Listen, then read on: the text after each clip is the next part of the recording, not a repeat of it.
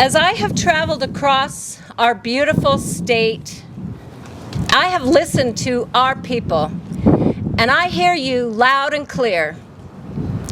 On the very first day of my administration, Idaho will have a governing agenda that is crafted by the people of Idaho.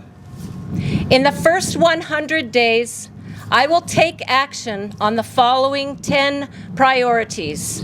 1, we will restore health freedom and end the threat of medical tyranny.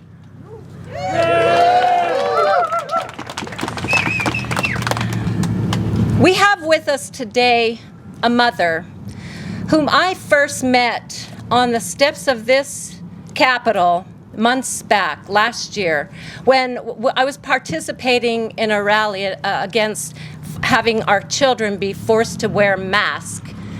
And the story of this mother, which touched my heart deeply, she spoke about how her child in a school in Nampa, because she did not want to wear a mask, she was bullied, she was threatened, she was spit on in the playground, they threw rocks at her, she was beat up, the family was doxxed by some of the students at the school, and their family received death threats.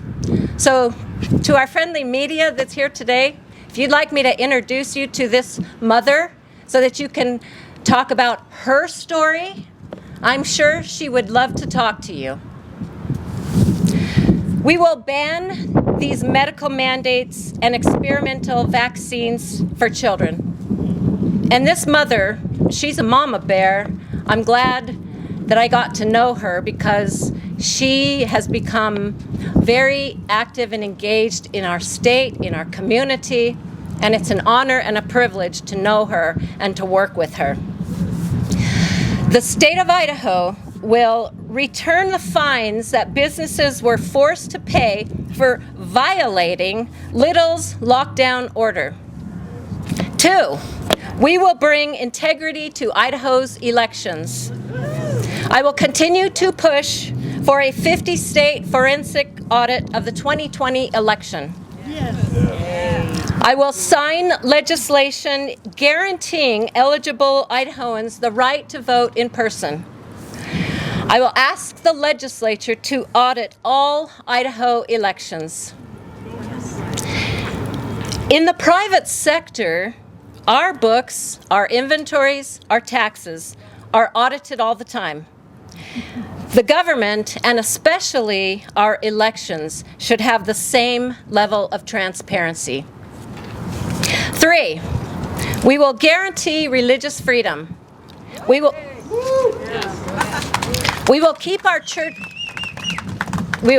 churches open, and we will prevent government from ever closing religious services again.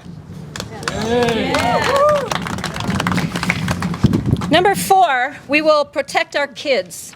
We must strengthen families by giving parents greater control over their children's education dollars, protecting our children from abusive medical procedures, and getting obscene material out of our schools and libraries.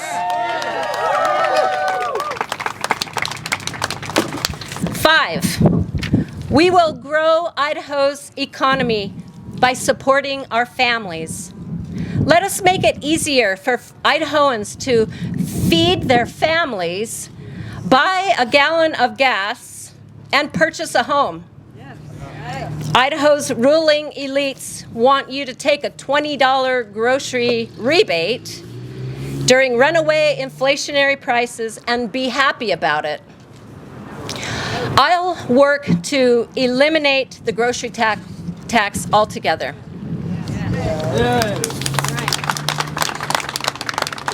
6, we will let Idahoans take advantage of Idaho's natural resources. We will work for creative ways to manage our own lands. We will encourage responsible development of rare earth minerals. which Idaho has a lot in our lands. And we will reopen the University of Idaho's School of Mines so our own sons and daughters have the technological know-how to achieve energy independence here in Idaho. 7, we will expand our Second Amendment liberties and secure our state. We will incentivize the increased production of firearms and ammunition here in Idaho. And we will make Idaho a Second Amendment sanctuary.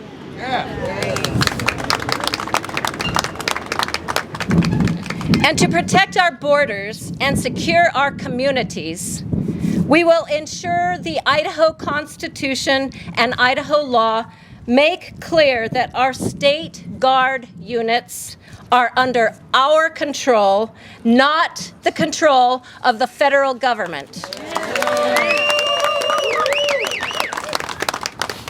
8, we will make the state government work for you. We will mandate an Idaho First customer service model for all state agencies. I'm going to give you just one example of what I'm talking about here, but I'm sure a lot of you can give me more examples. I was contacted by a small business owner up in North Idaho a couple of months ago, and they had signed an agreement with a realtor to sell their business. But because of the violations in the contract on the side of the realtor, not the business, even admitted disagreement and violations of the contract, this agreement, they would not release the contract. And they're still not able to sell their business. So the business had reached out to one of our licensing entities here in the state of Idaho. And they're still not getting an answer. This is 2 months ago, where they continue to say in the agency, we're working on it. There's an investigation. This family, that we're going into the springtime when it's the prime time to sell real estate. This is just one example of how out of touch our government bureaucracy has gotten to be. And so this is what my administration, a McGeachin administration, will do. Under my watch, Idaho's state agencies will know they must reply to your emails, answer your phone calls, and work on issues you care about, because they don't work for the special interests. They work for you, the people. 9, we will ensure common sense growth. We will stop the giveaways for out-of-state developers, and we will make the get-rich-quick builders pay for new schools, roads, and infrastructure. We won't give Mark Zuckerberg tax write-offs to steal our water and expand his anti-American company to Idaho.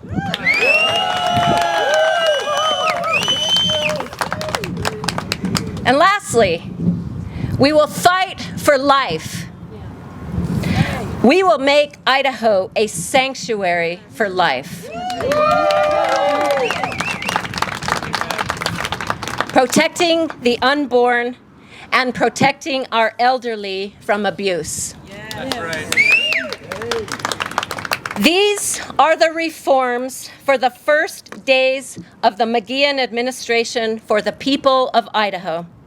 Because politicians and the fake news media sometimes have trouble following along, I've put this down in a simple checklist.